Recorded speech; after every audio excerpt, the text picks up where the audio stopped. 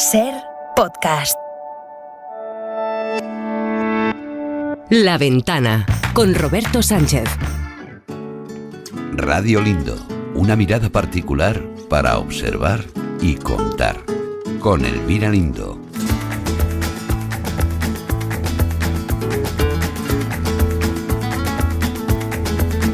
Viniste a buscarme, viniste a decirme que me fuera contigo,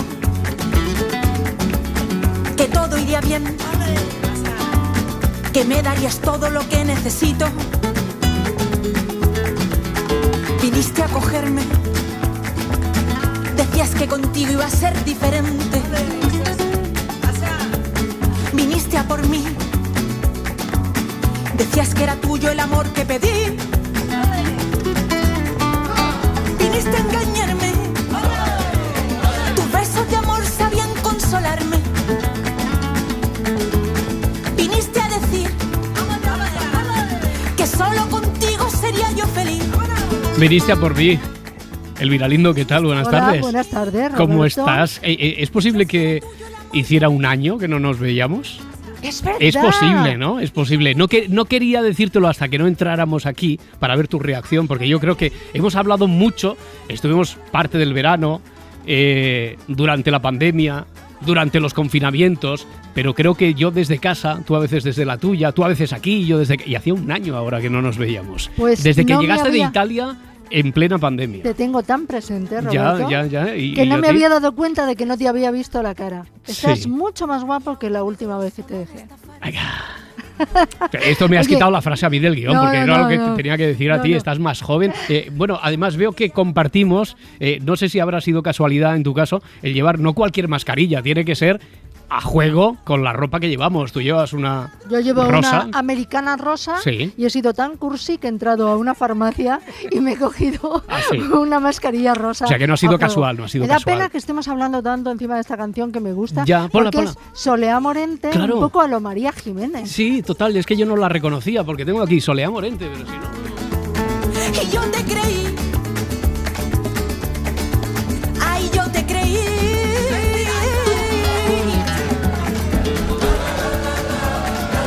¿Y por qué? ¿Por qué has escogido hoy Soleá Morente y este tema de Viniste a por mí? Que mañana te vacunan, ¿no? Mañana me Mañana te vacunan. vacunan, vale. ¿Tú crees que eso es un día histórico? Sí. No. Cuando recibiste el mensaje Tal de... vez es un pequeño paso para la humanidad. Pero muy es un importante gran para paso ti, mí. muy importante para ti.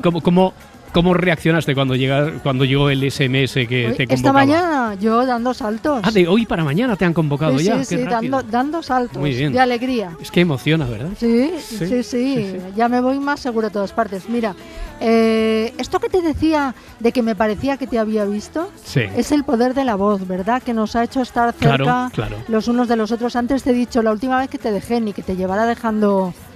O sea, ni que te llevara abandonando un montón de veces, pero es verdad qué poder tiene la voz evocador, ¿no? Porque dicen que es que esto tiene que ver con lo que vamos a hablar, pero vamos, que ha sido una carambola. Ya. Dicen que uno puede imaginar cualquier cosa y en la radio nos valemos de eso, de que a través de la voz podemos sugerir a la gente para que vea imágenes, incluso a veces para que pueda oler, ¿no?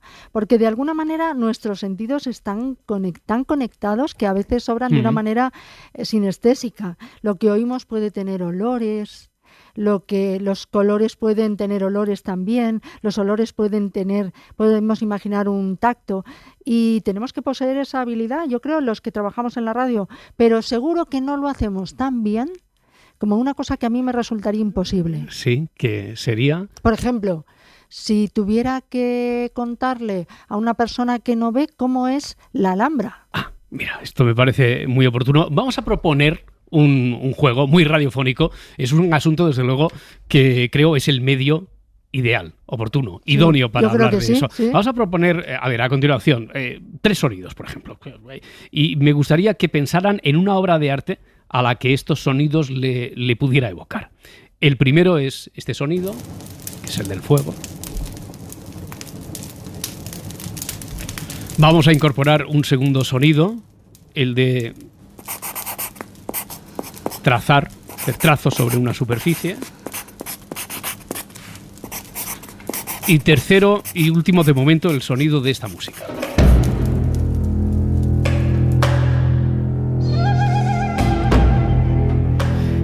A ti, Elvira, estos 3 elementos, ¿dónde te han llevado así?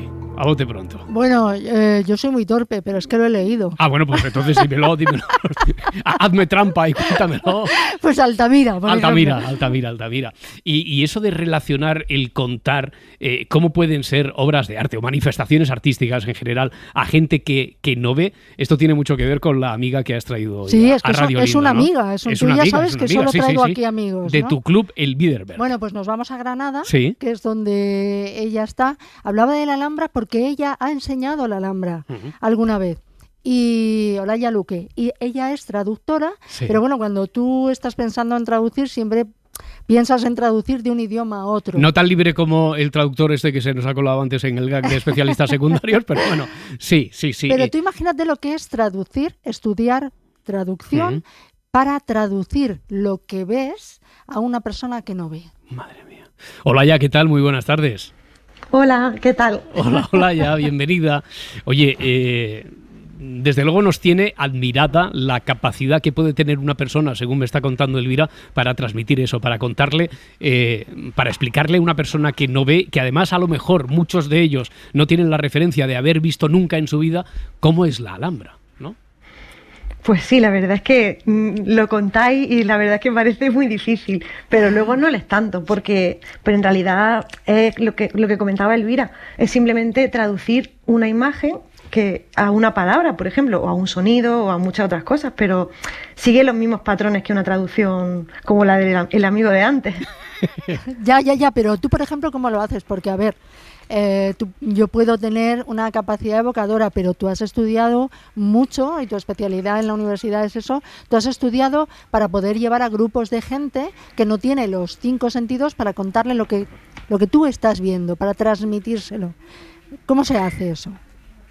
Bueno, yo creo que en realidad es tener una capacidad de atención muy grande, fijarte muy bien en lo que las personas que podemos verlo o las personas pues que tienen resto visual suficiente pueden utilizar como para describírselo a otra persona. Todos hemos descrito, y algunos más acertadamente que otros, pero yo creo que la atención, la capacidad de prestar atención a qué es lo primero que miras, qué es lo que más llama la atención, cómo se puede entender la obra, puede ser la Alhambra o puede ser un cuadro, de forma completa, por partes, todo eso, pues hay que documentarse mucho, leer mucho y sobre todo ponerse en la piel de la persona que no está viendo lo que tú estás viendo. Y te voy a hacer una pregunta muy pueril. Por ejemplo, tú vas al Museo del Prado con un ciego o con un grupo y te dirán, ¿y merece la pena que vayan al Museo del Prado? ¿Tú no les puedes contar el cuadro en tu casa?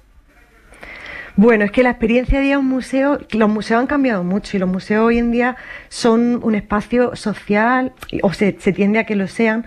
La experiencia de ir a un museo no es solo estar frente al cuadro y verlo y pasar al siguiente, es también llegar allí, la experiencia de los olores, la experiencia de pasear por los pasillos, de sentirte que estás frente al cuadro y luego también dentro del museo también te pueden ofrecer un diagrama o una réplica para que tú puedas, pues a través de otro sentido, también tener la experiencia de estar, por ejemplo, frente a las meninas, también viéndolas con tus manos, por ejemplo. Claro, yo confieso que hubiera hecho la misma pregunta que ha hecho Elvira, si no llevara mucho tiempo trabajando en esto y hubiera tenido la suerte de contar entre los oyentes a muchos amigos invidentes ciegos, les gusta a ellos, que por ejemplo Serafín, el Zubiri, el cantante, una vez vino aquí y cuando estrenábamos estos estudios en los que estamos ahora, me dice, ¡qué grandes son!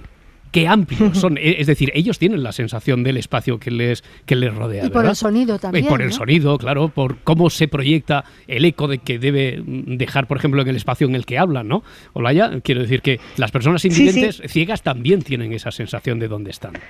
Claro, y muchísimo más amplia que nosotros, porque han tenido que desarrollarla más para poder suplir, no ver cómo es una habitación o por dónde se mueven.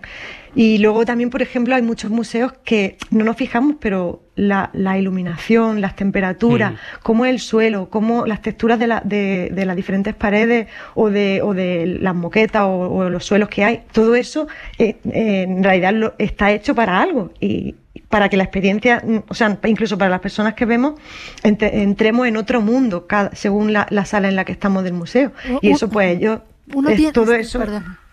Perdón, Sí. Olaya, uno tiene la sensación a veces de haber hecho las cosas bien, de haberlas transmitido bien y otras no. Esto sucede en todos los trabajos. ¿Cuál ha sido la vez o en qué museo te pasa que tú dices, aquí sé transmitir lo que estoy viendo y lo cuento bien?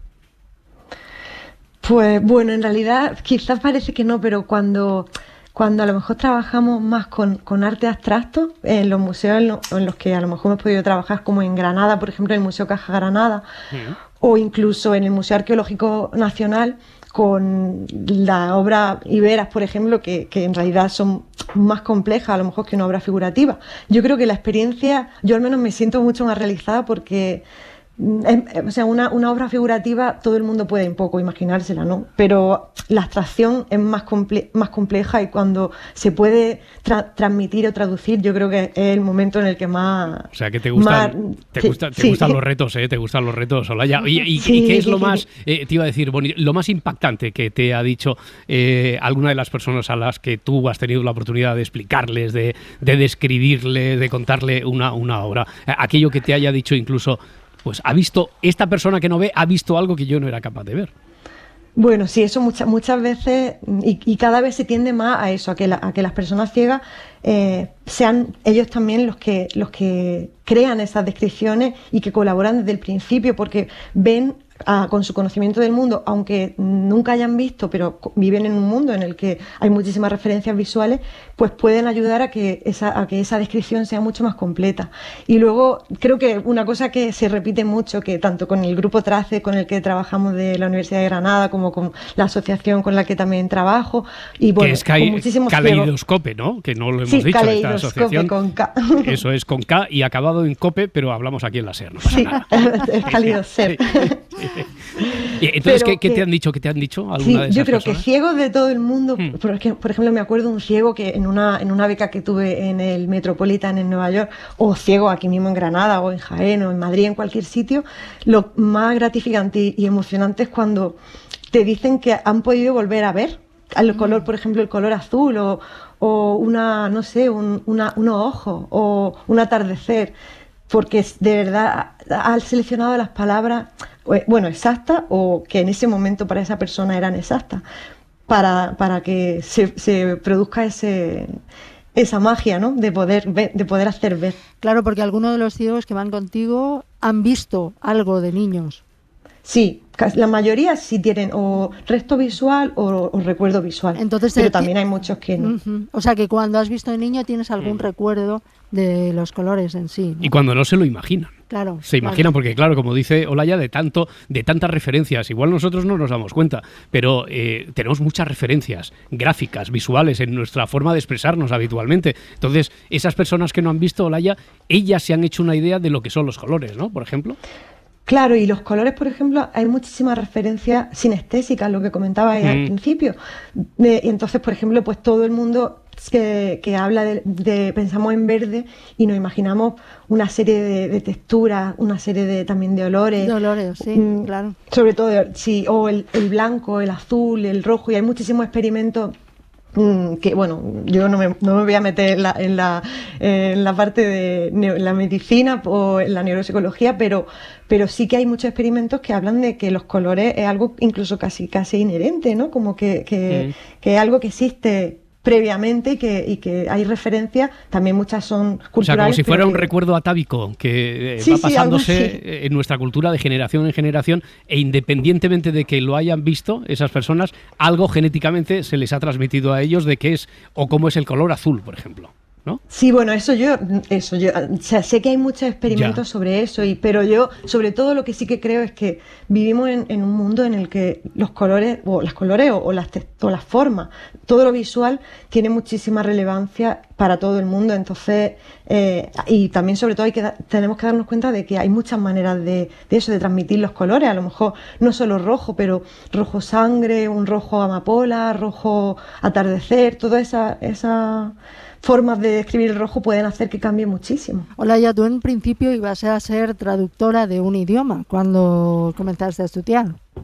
Sí, yo la verdad es que pensaba eso, traducir. Bueno, sigo traduciendo también de inglés y eso, pero en realidad cuando gracias a eso, el grupo Tracce de la Universidad de Granada descubrí de su mano que existía este tipo de traducción, porque aquí en Granada está este grupo que trabaja con la ONCE y muchos proyectos, pues me di cuenta de que eso sí que era el tipo de traducción que más me emocionaba y al que me quería dedicar. Mira, vamos a poner un par de ejemplos. Esta es la descripción.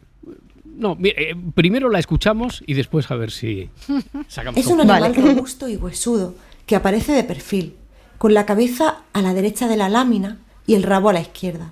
Parece una estructura de metal hecha de piezas. Las 4 patas gruesas, delante y detrás, sostienen un cuerpo anguloso con 2 promontorios diferenciados, el de la cadera, redondeado a la izquierda del lomo, y el lomo, exaltado cerca de la cabeza. Aunque la figura es negra, la descomposición de plano se ha creado por medio de líneas blancas que diseccionan en 2 decenas de prismas el cuerpo del animal. Podríamos decir que se asemeja a los antiguos carteles que mostraban en las carnicerías las partes comestibles de las terneras, las piezas que formaban el cuerpo de la vaca. La cola, con forma de llama, en vez de caer hacia atrás, se adelanta por el vientre y cruza los triángulos cubistas del cuerpo del toro. Bajo la barriga, los testículos oscuros parecen una lágrima y el pene, más adelantado, acaba en un ligero pico. Bueno, nos falta detalle aquí de la descripción de la litografía de un toro de Picasso, ¿eh? Sí. Olaya, cuando tú comenzaste, ¿qué veías que se hacía en otros países y a lo mejor España estaba un poco atrasado en lo que a enseñar en videntes museos u otros sitios se refiere?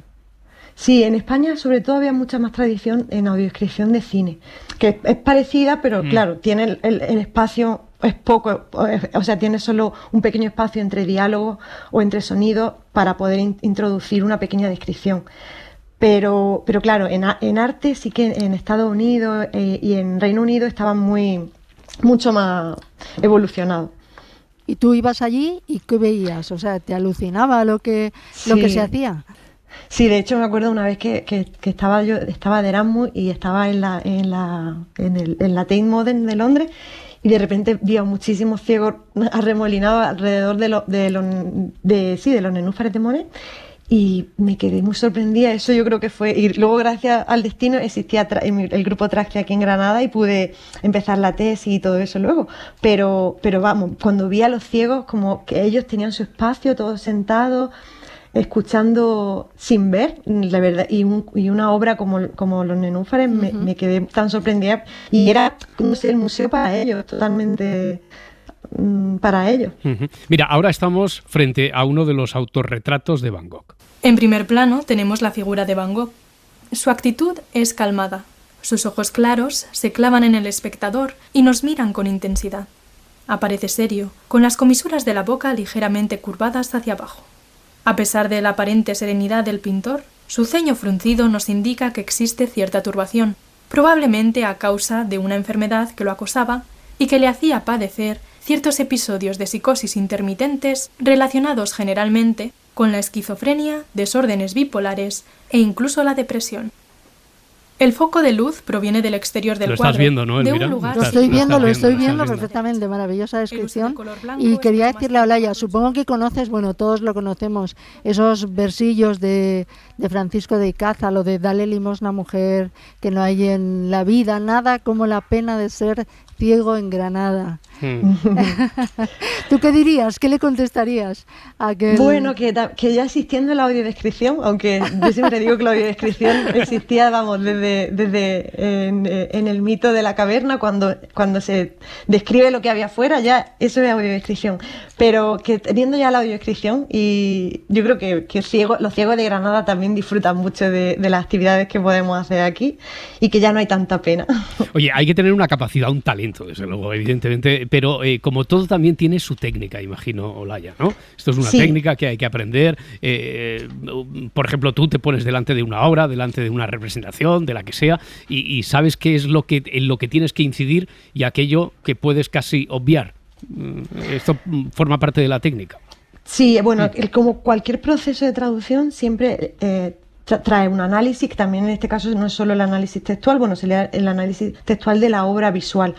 O sea, todo, claro, lo que comentas, que en realidad hay que tener un poco, no sé, que no creo que todo el mundo, o a lo mejor todo el mundo, pero practicando puede llegar a hacerlo, pero sí que hay un proceso que puede abrirse o cerrarse, depende del tipo de obra, si es figurativa, si es abstracta, si aparece un elemento concreto muy llamativo, si no lo aparece. Pero sobre todo yo creo que ese proceso se tiene siempre que complementar con la visión de las personas ciegas, que son las que de verdad tienen que decir cuando la obra, o sea, cuando la descripción es buena o no.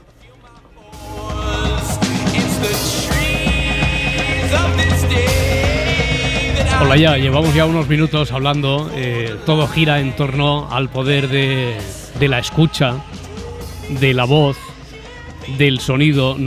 Nuestra compañera Lucía Taboada te había pedido una canción evocadora y tú le has dicho esta. ¿Esta por qué?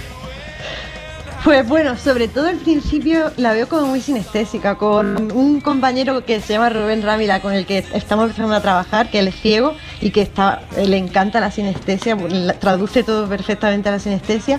Pues siempre hablamos de cómo las canciones pueden tener picos, ser rugosas, ser de diferentes colores, y esta canción tiene muchísimos colores. Yo creo que fue una obra de expresionismo abstracto, por ejemplo, y muy, no sé, y creo que todo el mundo tenemos esa parte de sinestesia que la podemos utilizar para... Yo te propongo una cosa, Olaya, que nos lleves a nosotros un día, nos tapamos los ojos, nos llevas, por ejemplo, un día que vayamos a Granada a la Alhambra y nos explicas la Alhambra, porque seguramente que vamos a ver más cosas de las que habíamos visto con los ojos. Quedamos así, Olaya. Sí. Claro, yo encantadísima de recibiros y de hacer la visita encima de la Alhambra con lo multisensorial que es. Claro, seguro que todos los olores y ahora con todas las flores y todo. Así que aquí os espero con los ojos abiertos. Venga, cuadraremos la agenda que dice el Olaya Luque.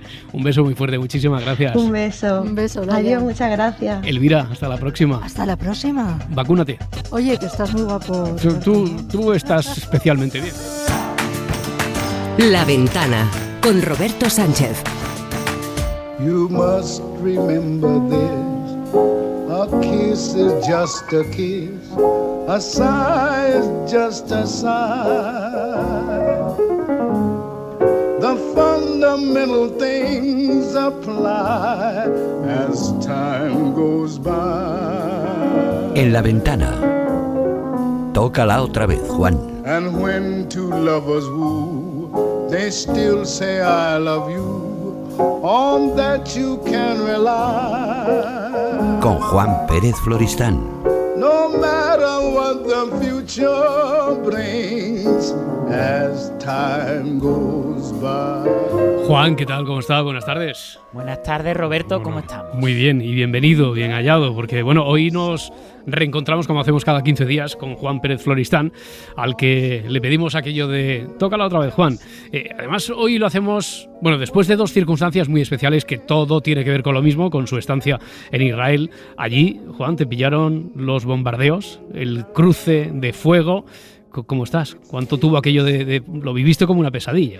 Bueno, ahora estoy bien, un poquito de amigdalitis también, mi sistema inmune se ha venido abajo, pero claro, los bombardeos me pillaron celebrando, porque yo fui allí a un concurso de piano, al concurso Arthur Rubinstein, que es importantísimo, ¿qué tal? Que gané, que ningún español había ganado, la cima, ¿no? Enhorabuena. Bueno, muchísimo. Ahora gracias. Públicamente quiero decir que ya te habíamos transmitido esa felicitación en privado, pero enhorabuena, claro, porque es un premio muy, muy importante. No, y el momento de celebración se convirtió en eso, poco menos que una pesadilla. Una pesadilla, sí, de acabar en el búnker del aeropuerto de repente, a esperar a que la alarma antimisiles dejaran de sonar, vuelos cancelados constantemente, para atrás, para adelante, que a ver, me pilló en Tel Aviv, pero el estrés no es poco.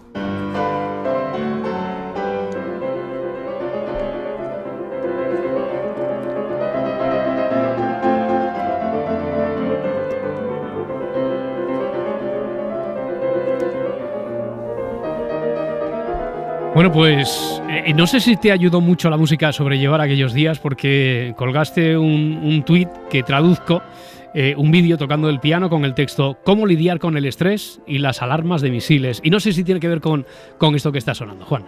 Hombre, un poquito. A ver, esto que está sonando es la Toccata Opus 7 de Schumann. La toccata es un género tradicionalmente muy complicado, en el que el pianista lleva al extremo sus habilidades, su resistencia muscular.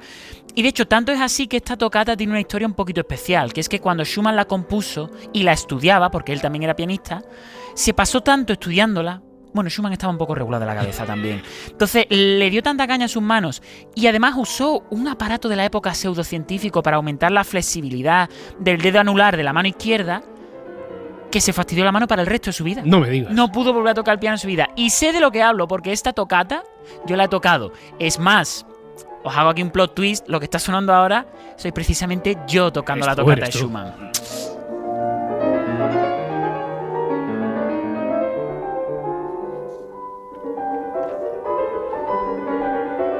Qué curioso por todo esto que nos dices y porque la mente se me va. Escucho toccata y yo autocompleto y fuga.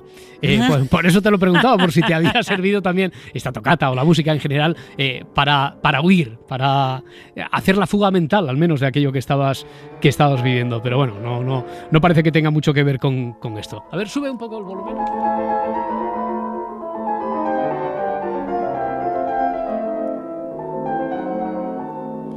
Pero a ver, ¿por qué estamos escuchando esta toccata interpretada por ti cuando hoy había avanzado que vamos a hablar de concursos? ¿Qué tiene que ver con esto? Porque esta grabación concretamente es la que envié para que me preseleccionaran en el concurso de Santander, Paloma She, que gané en 2015. O sea que esto fue el comienzo de un viaje, vamos a decir, ni bello ni malo, de un viaje, ¿no? Que fue el viaje que se inició después de ganar el concurso Santander. No lo ganaba un español desde los años 60, en fin, fue todo un pelotazo. Y se siguieron unos 4 años de viajes sin parar y de tocar, la verdad es que en muchísimos sitios. Vamos, que apenas paré yo por entonces vivía en Berlín. Bueno, pues pisé poquito mi casa. La pregunta que yo ahora me hago es si fui feliz. A ver, eso es una buena pregunta. Y para irnos metiendo, ¿no?, un poco en estética diván, estamos aquí, ahora tú eres mi psicoanalista, vamos a meternos un poquito con algo que me inspire, ¿no? Que me abra las emociones. Voy a tocar un poquito de Ravel.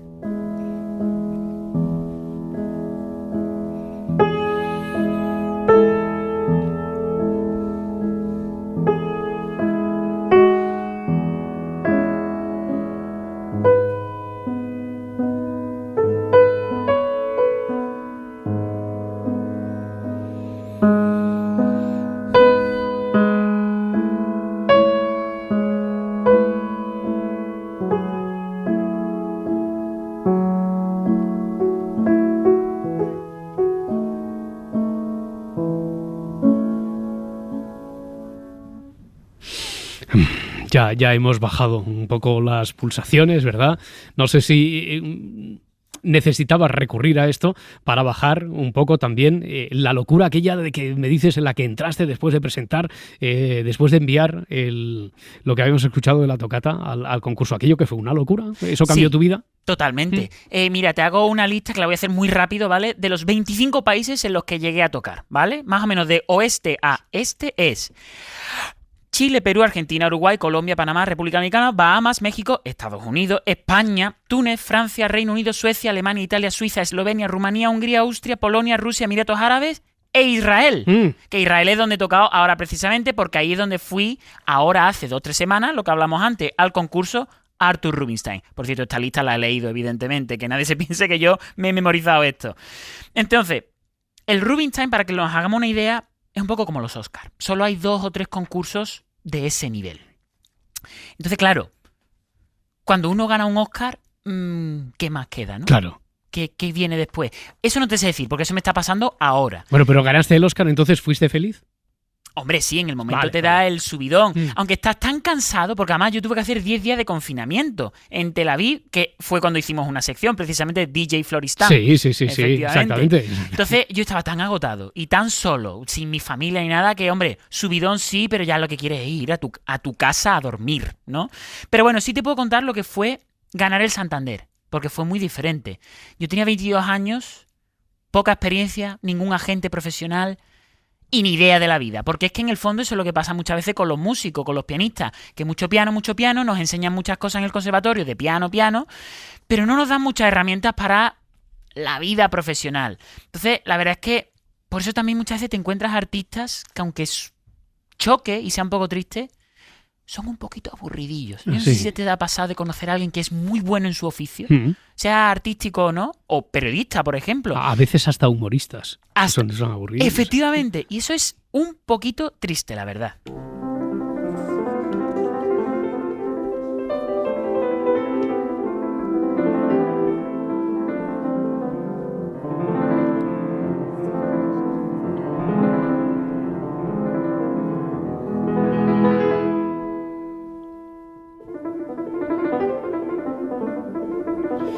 Tú no te sabías la lista de memoria. Yo, a ver, he anotado algunos de los países: Chile, Perú, Argentina, Uruguay. Esto, la vida de un pianista como tú, que se mueve en esa élite, se parece un poco a una estrella de rock, ¿no? A los Rolling Stones. Hombre, no sé si se parece a los Rolling Stones, pero mira, te puedo poner otro ejemplo también para que veas lo comprimido que puede llegar a ser el calendario. Yo una vez, en un mismo mes, toqué un recital de piano solo en Abu Dhabi. El concierto número 4 de Beethoven en Tenerife, el concierto de Ravel en Sol en Madrid y el concierto número 2 de Rachmaninoff en Oviedo. Sitios muy interesantes, pero la gente lo que tiene que entender es que cuando haces un viaje de trabajo, es un viaje de trabajo y no tienes tiempo para ver prácticamente nada más que el hotel y la sala de conciertos. Por cierto, este mes era febrero, para colmo el más corto del año. Entonces, claro, en el mundo en el que vivimos hoy en día, el mundo de, vamos a decir, de la meritocracia, estar ocupado y trabajar muchísimo es un valor. Entonces este calendario sería visto como un calendario de éxito. Tú tienes esa duda. Yo la tengo, Roberto. Si el éxito es estar fuera de casa, quiero decir, como el tenista que se tira no menos de 227 días de los 365 del año fuera de casa. Sí. Esa es la duda. Y a veces te dicen, bueno, ya tendrás tiempo para bajar el pistón a los 50, 60 años. Sí, pero 28 años yo no voy a volver a tener. Esa es la cuestión. Y además, estar desenraizado, no ver a tus padres o amigos durante 3 meses... Perderte, yo qué sé, 2 meses de la vida de tu hijo. Ay, bueno, que yo sepa, yo no tengo hijos. Diría que no tengo hijos. Pero sé por amigos que cuando tus hijos tienen medio año, 1 año, 2 años, 1 mes es la vida. De hecho, mira, ya que estoy, voy a tocar un poquito más, ¿no? Algo alegre. Algo alegre, energético, que nos den ganas de tener hijos, Roberto, que hace falta en este país. Yo ya cumplí, pero hablo por ti, Venga, un poquito. Dale.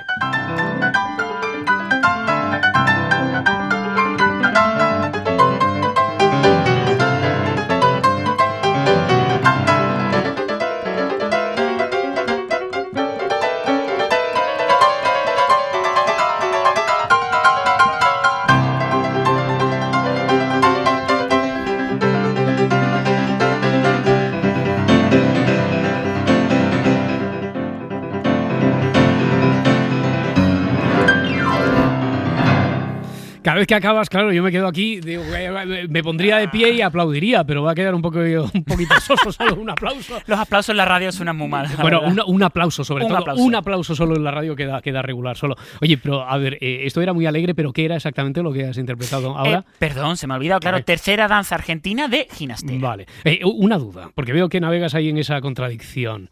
Pero entonces, a ver, los concursos, ¿son importantes para ti? ¿Son importantes los concursos? Para los músicos, ¿les cambia la vida? ¿Les puede hacer cambiar la carrera? Le gusta a uno o no, hoy en día las redes sociales son importantes, le gusta a uno o no, y los concursos se han convertido en algo muy importante, porque vivimos un mercado saturadísimo en el que los promotores, los festivales, las orquestas reciben al día tropecientos mil mails, grabaciones, porque hoy en día grabaciones de calidad se la puede hacer uno a un bajo coste. Entonces los concursos son una manera de discriminar. En un principio, porque hay famosos casos, por ejemplo, de Ravel, el compositor, que se presentó hasta 2 veces al concurso de composición de París y no lo ganó nunca. Y a Verdi no le aceptaron en un conservatorio en Italia cuando era jovencito y ya de mayor le quisieron poner el nombre al conservatorio y él dijo, no, si no me aceptasteis de pequeño, ahora no me vais a poner el nombre. Se murió y le pusieron el nombre, igualmente. Entonces, a ver, hay otro problema también con los concursos hoy en día, que es la cantidad. Pero eso pasa en todas las profesiones. Claro, yo te he hablado del Rubinstein, ¿no? Como algo muy elitista, único, que se hace cada 3, 4 años, y solo hay 3 o 4 concursos de estos, de piano. Pero ponte a contar, esos son unos 4 primeros premios al año, más el segundo premio, más otros concursos tal, más violín, cello, no sé qué, dirección, canto. Estamos hablando que al año puede haber 30, 40 galardonados de concursos muy importantes. Por no contar la larga lista de pianistas famosísimos hoy en día que quedaron segundo, tercero, quinto en los concursos. Entonces, ¿los concursos son importantes o no son importantes? Desde luego hay una cosa, que es que hoy en día la cantidad de músicos que hay en el mundo con galardones es una barbaridad.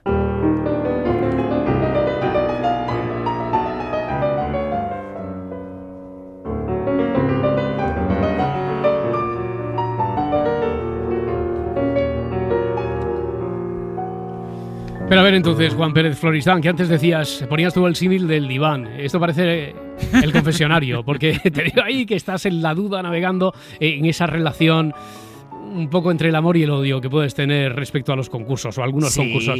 A ver, centrándonos en la parte esta de la disonancia, del odio.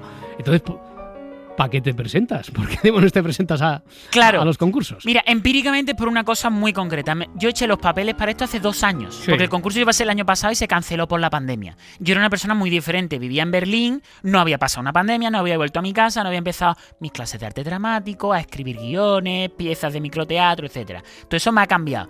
Pero ya que estaba elegido, digo, venga, voy, pero con una condición.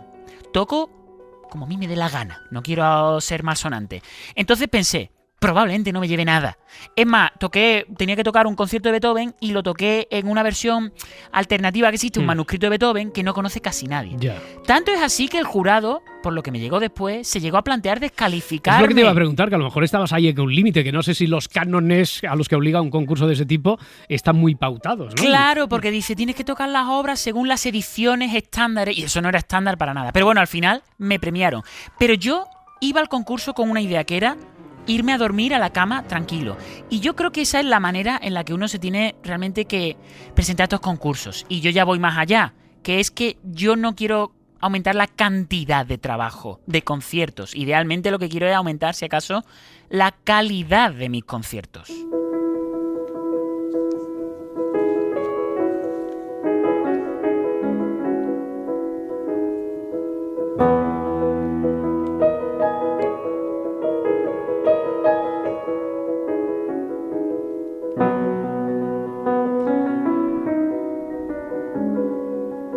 ¿Y esto que suena, esta maravilla? Esto es Debussy, Children's Corner. Cualquiera que quiera pasar un buen rato, que se escuche esta obra. A ver.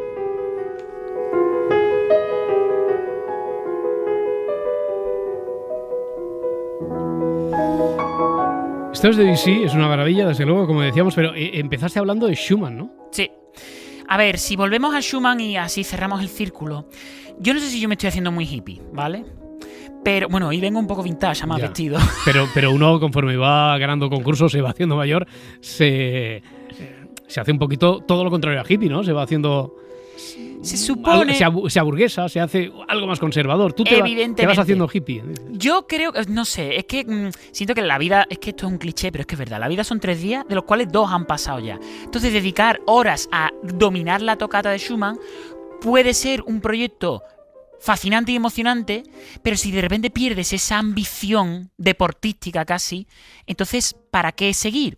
Yo soy un privilegiado. Yo soy un privilegiado, evidentemente, pero creo que entonces, como privilegiado, es hasta tu deber hacerte determinadas preguntas fundamentales que la mayoría de gente no puede, porque la mayoría de gente tiene que llegar a fin de mes. Yo soy un privilegiado, que no quede ninguna duda. Yo aquí me estoy quejando, como tú has dicho, como burgués. Pero entonces creo que tu deber es hacerte algunas preguntas, como por ejemplo, ¿lo es todo la ambición profesional? ¿Importa el legado que dejamos si no lo podemos disfrutar una vez muerto? ¿Debería un artista tener cientos de conciertos al año y que se conviertan en un día más en la oficina? ¿Deberíamos empezar a comprender ya de una vez los límites de la globalización y los males que ésta provoca no solo en el planeta, sino en la salud mental de sus trabajadores? ¿Deberíamos replantearnos una vuelta a un modelo artístico laboral que quizás se centre en lo local, lo nacional o con mucho lo europeo? Yo no tengo respuesta a todo esto, es respuestas que lanzo. Pero sobre todo, ¿qué nos llevamos a la tumba? ¿La grandeza? ¿El nombre? ¿La fama? ¿Acaso eso nos hace inmortales? Y a estas últimas preguntas sí que puedo responder con algo que me dijo una querida amiga y a la que no le falta ninguna razón. Que es que a la tumba solo nos llevamos lo comido, lo dormido y lo follado. No lo olvidemos.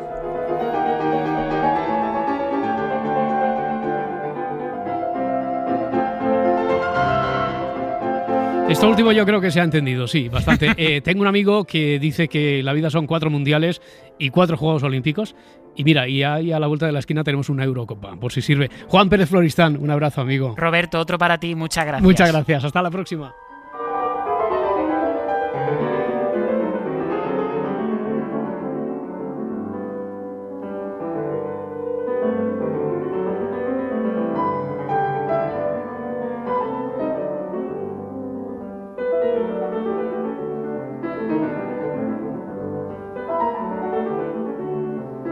La Ventana, con Roberto Sánchez. En La Ventana acontece, que no es poco, un relato personal de la historia, con Nieves con Costrina, Cadena SER.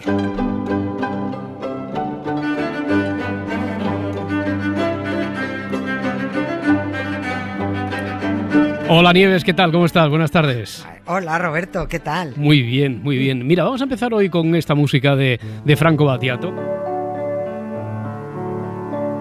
Un viento a 30 grados bajo cero barría las desiertas avenidas y los campanarios. Que han pasado ya 10 días desde su muerte, pero la verdad es que su música se nos sigue colando por todas partes y con cualquier excusa.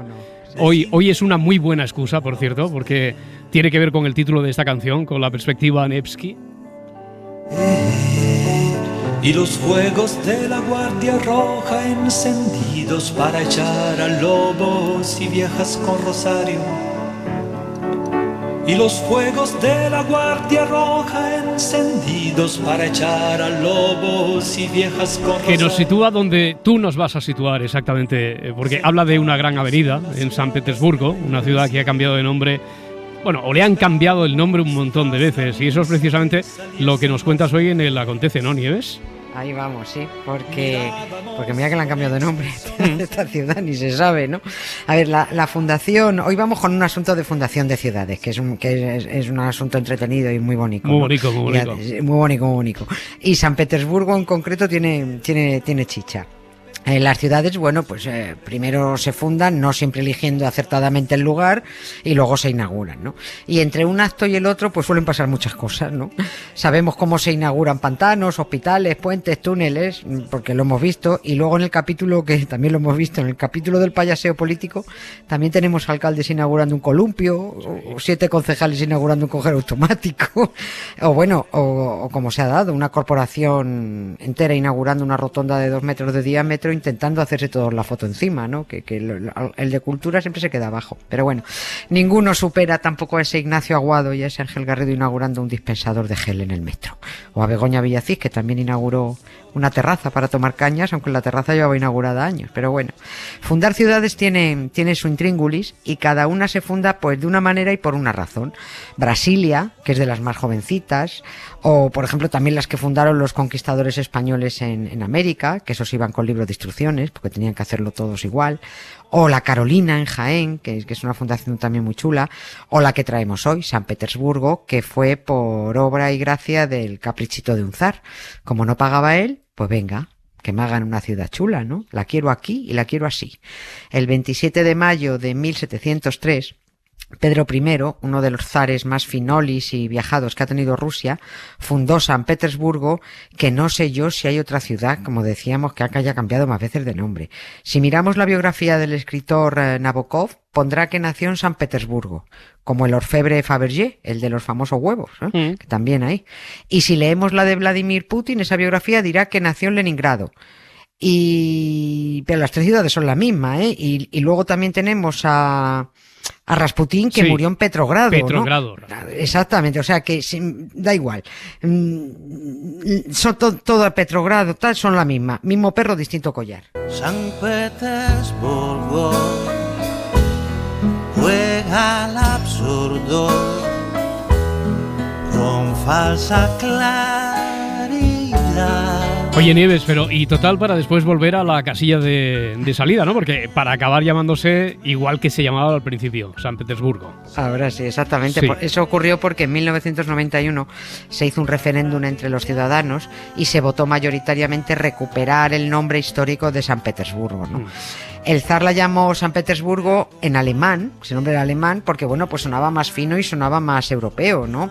Yo qué sé, es como si a Puente Tocinos en Murcia lo hubieran llamado Bacon Bridge, pues lo mismo, ¿no? Y lo de San Petersburgo es, bueno, pues porque el zar se llamaba Pedro, está claro, ¿no? La cosa cambió en 1914 con la Gran Guerra, porque Rusia se embroncó con Alemania y dijeron, ya no queremos un nombre alemán. Y ahí fue cuando enviaron el nombre de San Petersburgo a freír espárragos y la llamaron Petrogrado. Hombre, ¿dónde va a parar? Mucho más ruso, ¿no? Pero también eso duró poco, porque se murió Lenin, nacido en la ciudad antes conocida como San Petersburgo y ahora llamada Petrogrado, y vino el canalla de Stalin y dijo, pues la vamos a llamar Leningrado, en honor de Lenin, ¿no? Pero bueno, ya sabemos que Stalin no hacía nada con buena intención, no daba puntada sin hilo. Cuando hacía algo es porque lo quería para él y a Lenin lo usaba como excusa. Un mausoleo para Lenin, pero en el fondo era para encajarse él, Stalin.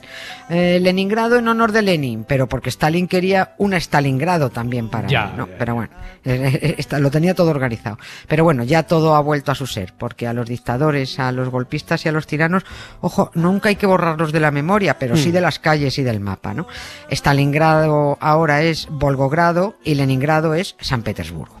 Aunque creo que los peterburguenses la llaman Peter, por abreviar. Oye, ¿y por qué le dio al zar por fundar San Petersburgo? ¿Por qué ahí? A ver, le dio porque estaba empeñado en modernizar Rusia, porque no había quien moviera a Rusia de sus tradiciones y los rusos no hacían más que mirarse el ombligo, ¿no? Y encima por allí no iba nadie, porque a todo el mundo Rusia le pillaba lejos, a contramano, ¿no? Rusia vivía al margen del progreso europeo. Estamos hablando de finales del siglo XVII, principios del XVIII. Con el siglo de las luces, pues ahí mismo, ¿no? Pero con la ilustración rusa mirando a Oriente, para otro lado. Y llegó Pedro I, Pedro el Grande, y la puso mirando a Cuenca. A Occidente. Sí. Digo, sí, ahí sí, vamos a mirar todos para Cuenca. Vale. Pero para eso se fue a tomar apuntes y a ver cómo funcionaban por la Europa ilustrada. Se dio una vuelta por Gran Bretaña, por Austria, estuvo por Polonia, por Holanda. Y cuando llegó a Ámsterdam dijo, ya está, yo quiero una ciudad como esta, parecida al menos, ¿no?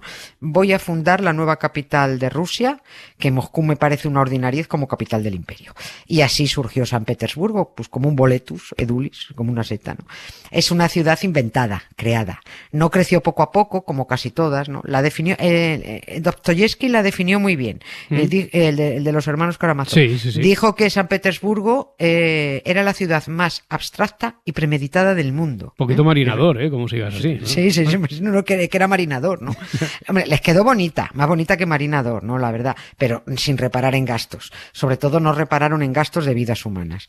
Los cientos de rusos que murieron en la construcción aún se acuerdan del zar, de su padre y de toda su descendencia, ¿no? El sitio elegido para levantar San Petersburgo es que era infernal, era lo peor, era el capricho de un zar, y luego que se acaban viniendo los bolcheviques.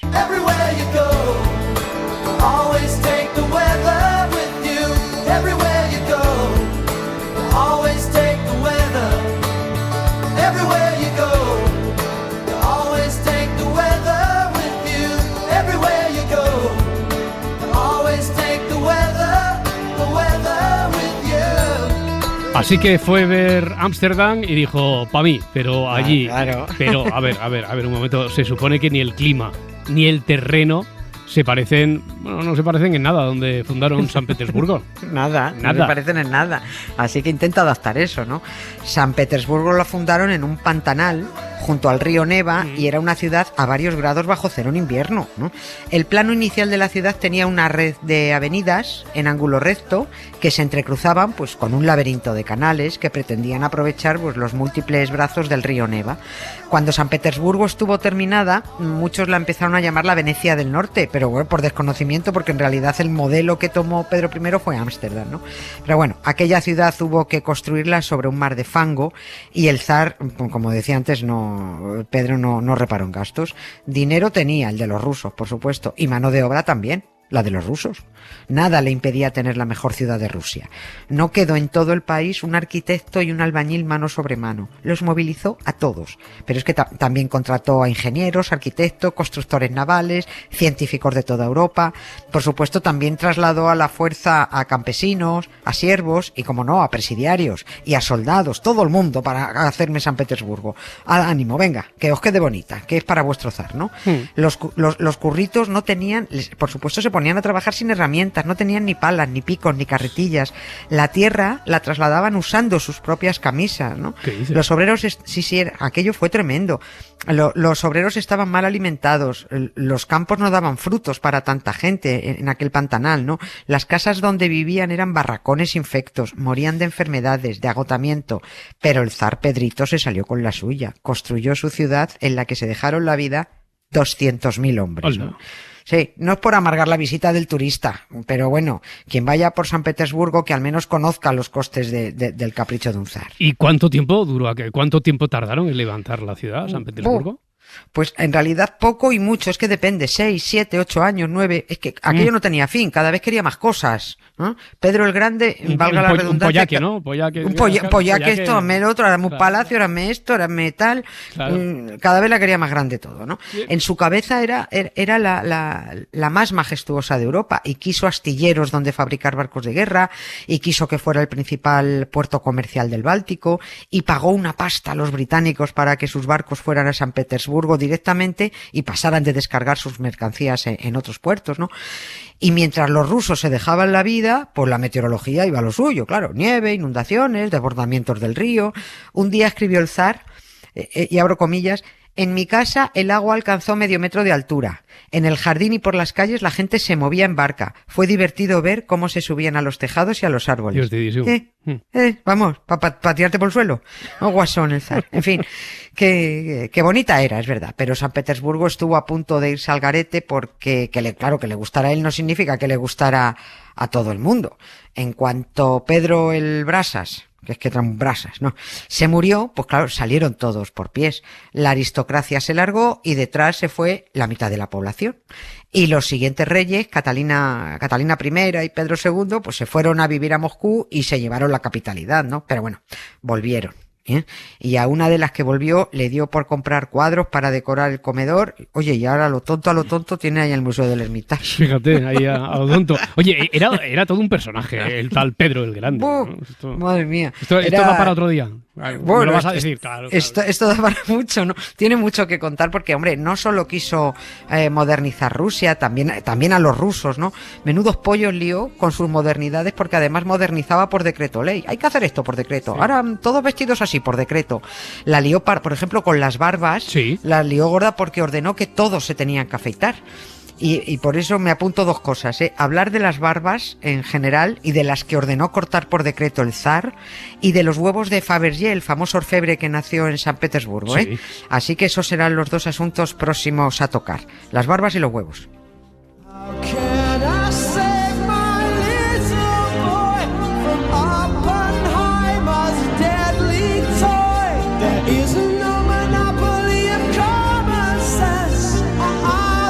Pues hasta la próxima con Costrina.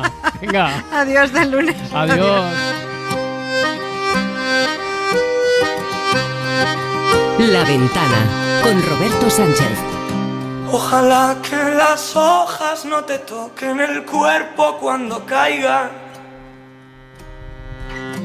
para que no las puedas convertir en cristal.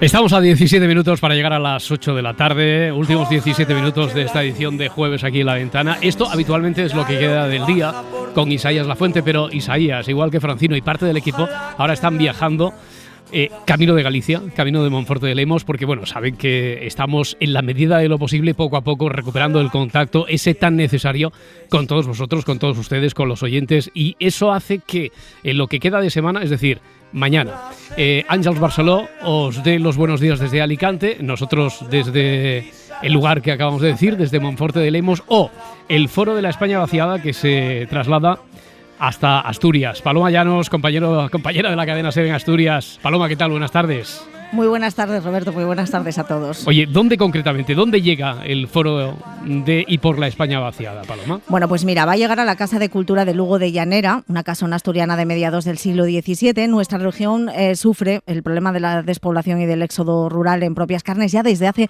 muchísimos años. La mayor parte de nuestros concejos han visto cómo su población se reducía a la mitad desde los años 60.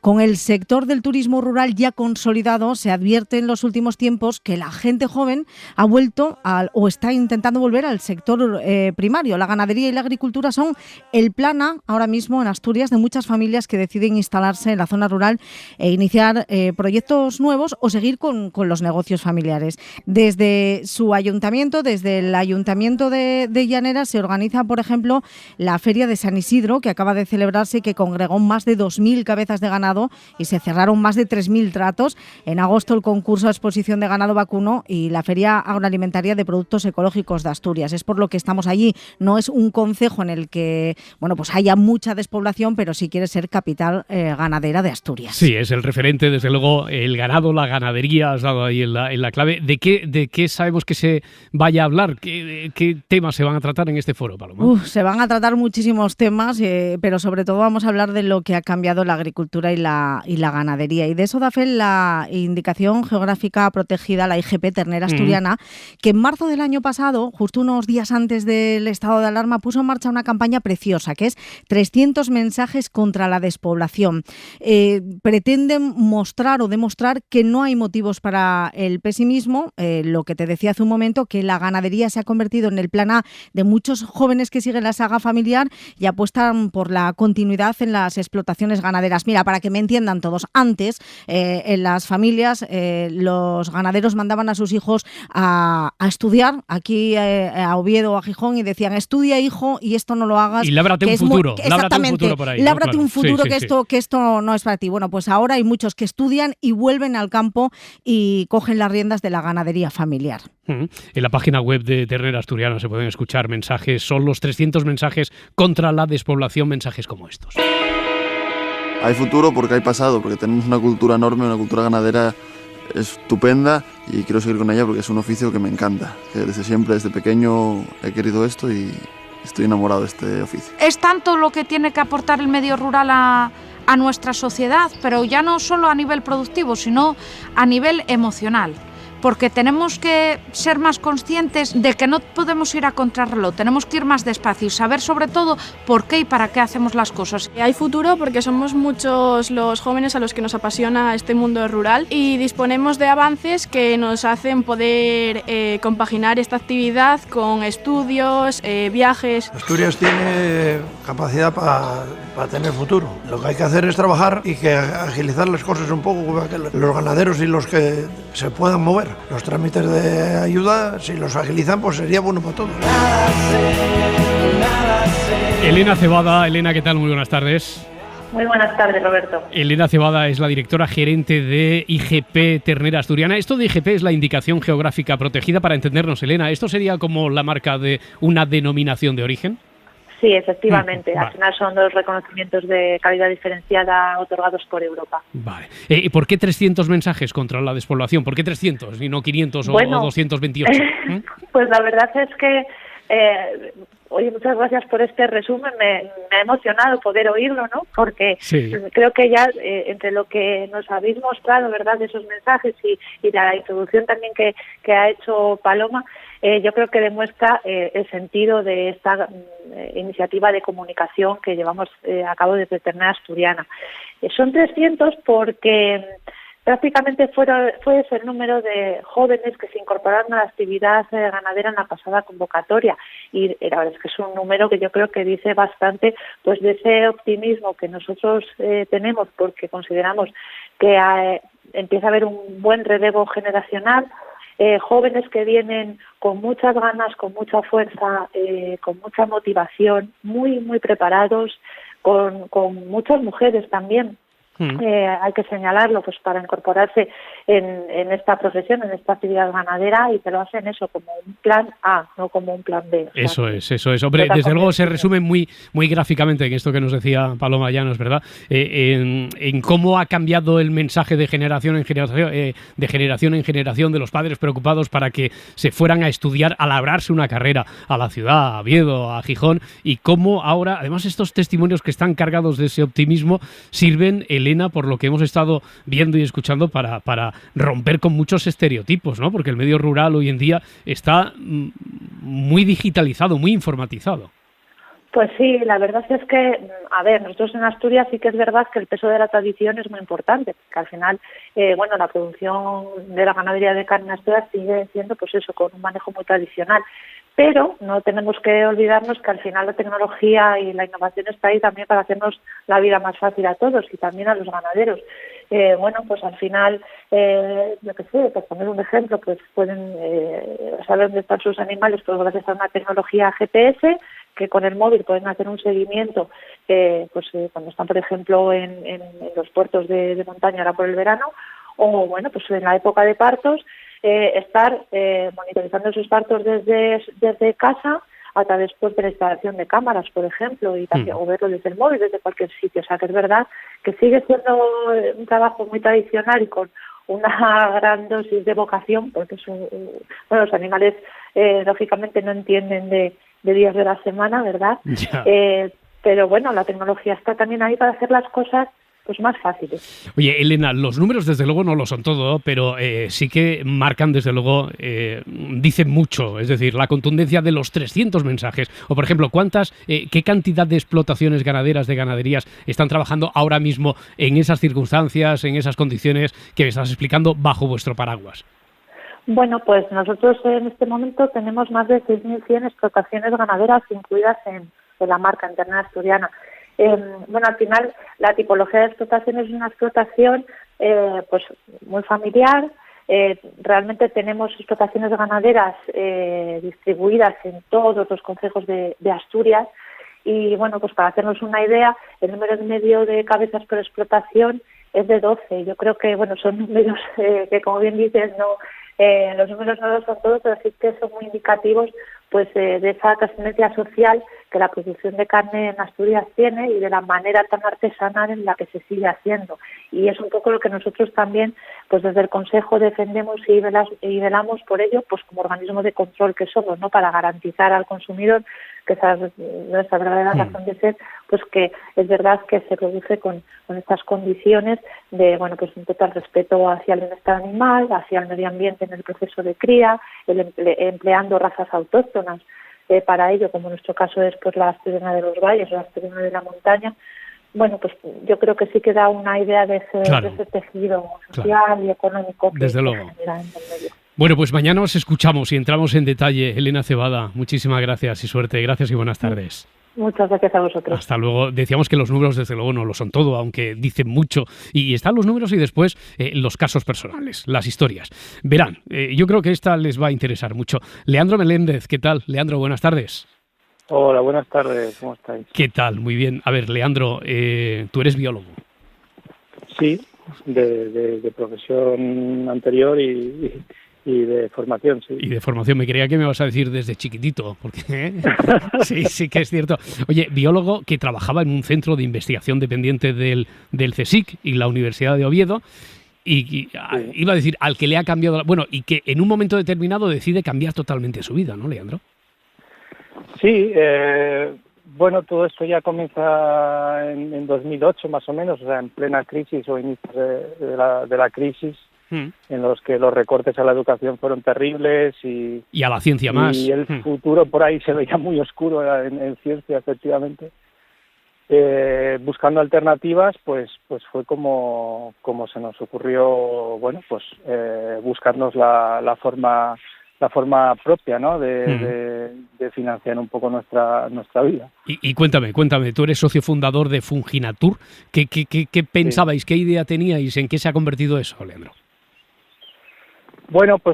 Surge un poco yo tenía ese interés de hacer algo más manual, más ligado a la tierra, al entorno en el que vivía. Yo ya vivía por la zona aquí de Piloña, Cabranes, con mi familia. Nos apetecía hacer algo más cercano y que tuviera cierta afección, más vinculado con el territorio.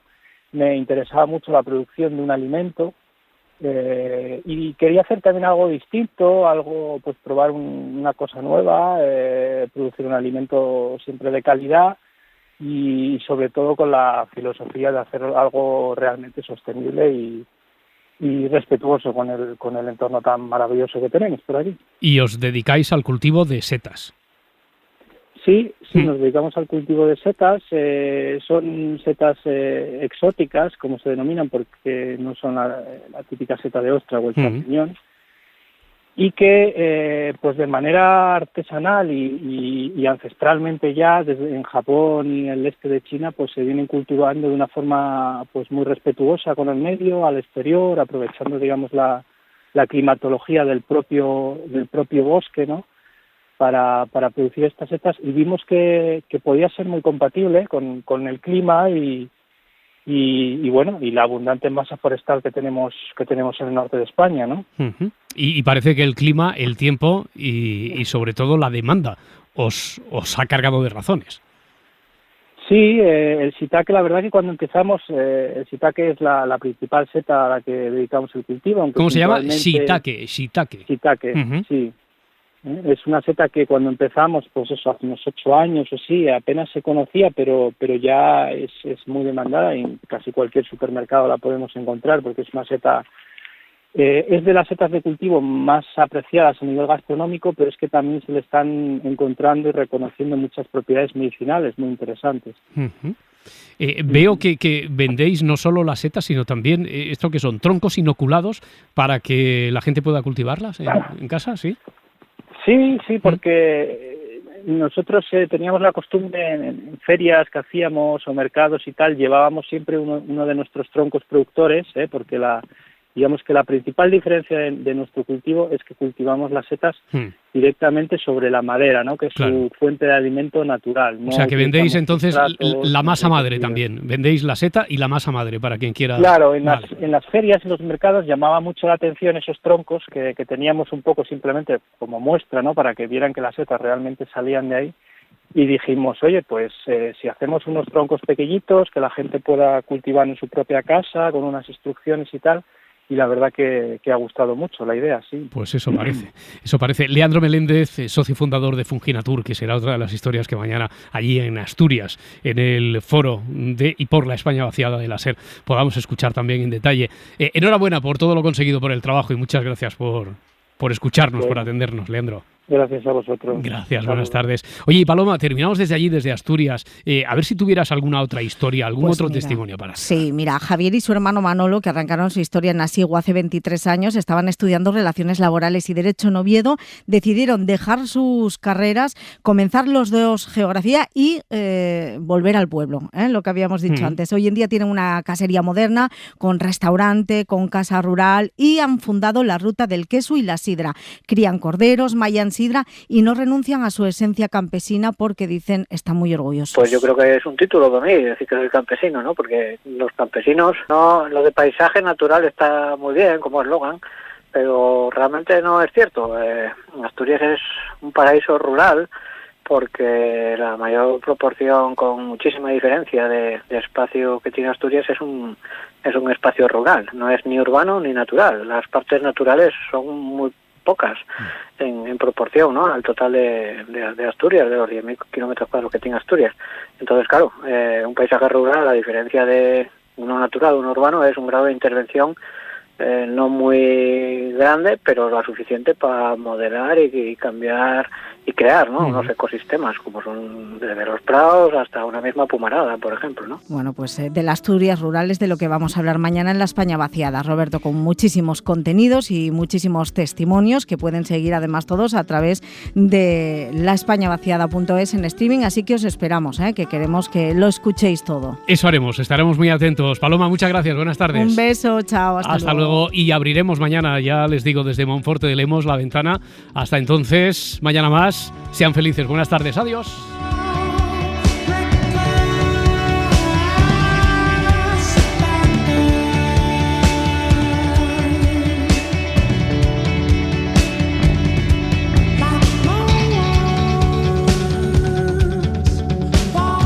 Suscríbete a La Ventana. Todos los episodios y contenidos adicionales en la app de Cadena SER y en nuestros canales de Apple Podcast, Spotify, iVoox, Google Podcast y YouTube. Escúchanos en directo en la SER de lunes a viernes a las 4 de la tarde.